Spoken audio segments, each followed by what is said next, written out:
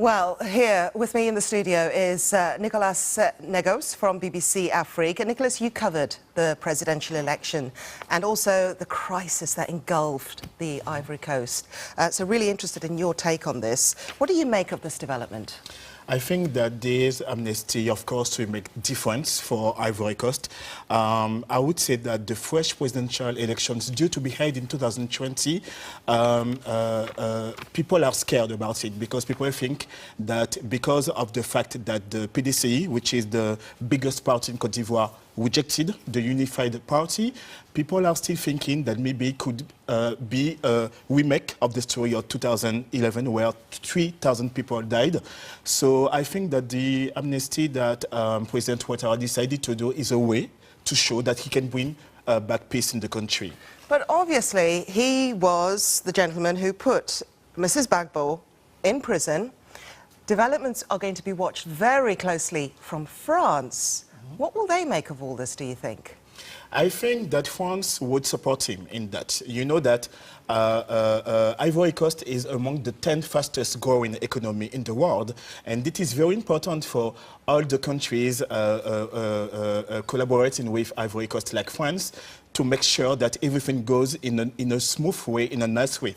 The upcoming elections will happen in 2020, and I think that it is a great sign from President Ouattara to do the amnesty now, just after all the troubles with his counterpart, Mr. Henri Bédier, former president of Côte d'Ivoire, about the unified party.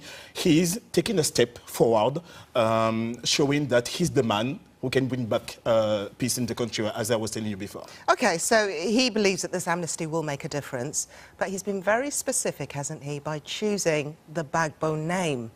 Just how much relevance do the Gbagbos, Mr. and Mrs., former First Lady and former President, how strong does that name still command attention in the country? When you go in Ivory Coast, when you talk about Gbagbo, even if you are from the presidential party, even if you are from the opposition, you have respect for them. Everyone in Côte d'Ivoire will tell you, in Ivory Coast, will tell you that Laurent Gbagbo did a lot for the country. And when you have someone like Simone Gbagbo, you know, she's called the Iron Lady of Côte d'Ivoire. She's a woman who is able to take words, to take to the audience. She's very powerful. And I think that the fact for her to be released is very important. We may have an announcement soon, and Simone Gbagbo always refused to recognize Alassane Ouattara as president of Côte d'Ivoire. It will be very interesting to see what she will have to say. Isn't Mr. Ouattara then inviting trouble to his front door by releasing Ms. Gbagbo if he knows that she is so outspoken? I don't think so. I think that 7 years in jail, she has time to think, you know. She always used to say, I remember like 2 years ago during the trial, she said, I forgive them. I forgive them.